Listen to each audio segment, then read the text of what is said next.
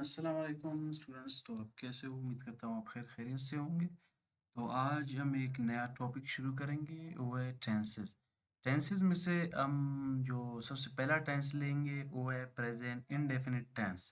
Present indefinite tense सबसे पहले पढ़ेंगे, तो आप हमारी सीरीज से जुड़े रहे ताकि तमाम टेंसेस आपके समझ में आ जाए एक अच्छी तरीके से। तो सबसे पहले जानते हैं, जो पहला टेंस है वो प्रेजेंट इंडेफिनिट है।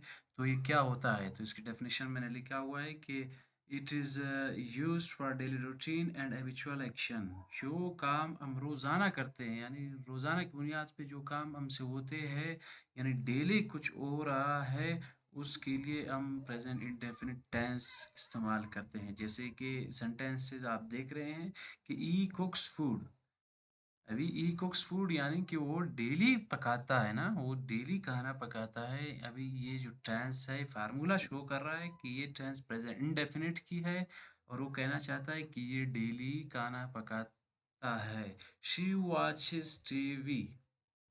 अभी आप देख रहे हैं कि शी वॉच टीवी की, यानी वो देखता है, यानी देखता है मानी कि रोज देखता है, यानी देखता है।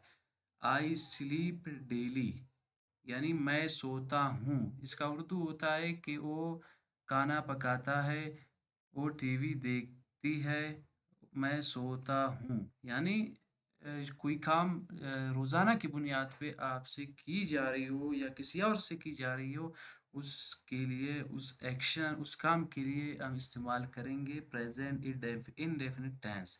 तो इसके हेल्पिंग वर्ब जो कि है डू और डज है, जो कि पॉजिटिव सेंटेंसेस में इसके इस टेंस के जो हेल्पिंग वर्ब है वो इस्तेमाल नहीं होते। नेगेटिव और इंट्रोगेटिव नेगेटिव यानी इनफॉर्मल सेंटेंसेस में हेल्पिंग वर्ब इस्तेमाल हो जाते हैं। तो पॉजिटिव सेंटेंस में जो हेल्पिंग वर्ब है वो दिखाई नहीं दे रहा क्योंकि इस्तेमाल नहीं होते हैं। और जब हम नेगेटिव की तरफ जाएं तो फिर डू और डज इस्तेमाल होता है। जैसे कि यहाँ पे अगर मैं आऊँ तो नेगेटिव में अगर आप जाओ तो यहाँ पे लिखेंगे ई डज, लिखेंगे, और डज नॉट कुक फूड।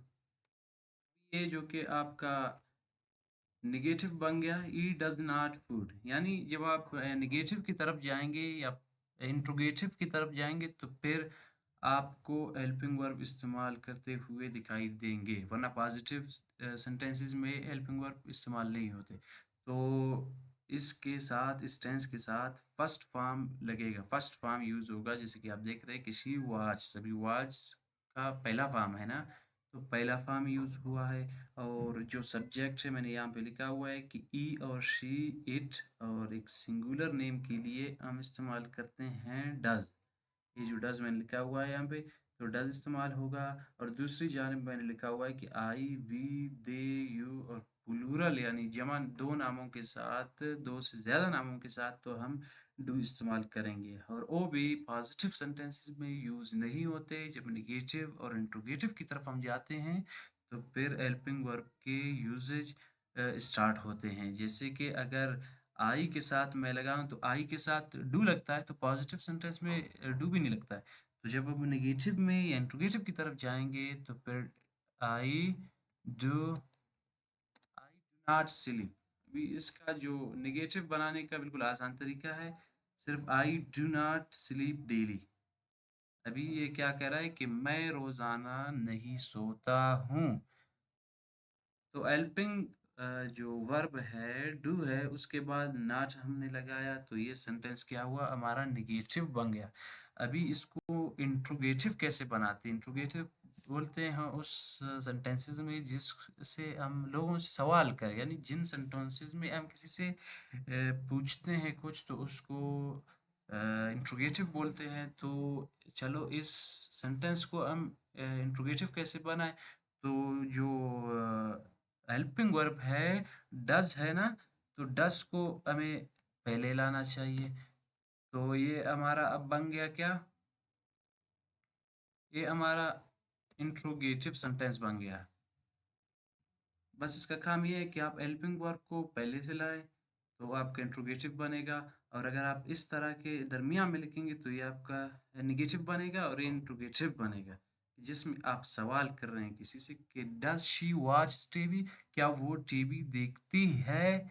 यानी ये आपका सवालिया बन गया और ये आपके इंट्रोगेटिव सेंटेंसेस बने। और देखो मैंने यहाँ पे शी है तो डज़ लगाया है, यहाँ पे ई है तो मैंने डज़ लगाया है, यहाँ पे अगर देखा जाए तो आई है मैंने डू लगाया है। तो आ यहाँ पे देखिए आई, वी, दे, यू और जमा नामों के साथ हम डू इस्तेमाल करेंगे और ई, शी, इट के साथ हम डज़ इस्तेमाल करेंगे, यानी सिंगुलर है ये। और ई का आप यूज़ेस जानते हैं कि ये को और मेल हो यानी लड़का हो तो उसके लिए ई इस्तेमाल करेंगे और शी एक हो और लड़की हो और इट बेजान चीज़ के लिए। और सिंगुलर नेम यानी किसी आप शख्स का सिंगुलर नेम लेंगे जैसे कि अली, अली अली प्लेज फुटबॉल यानी आप इस तरह ले सकते हैं। और जब जमा नाम हो तो यानी Ali and Tahir play football, यानी जो आप दो अगर नाम लेंगे तो फिर वो प्लूरल में आएगा और उसके साथ डू लगेगा।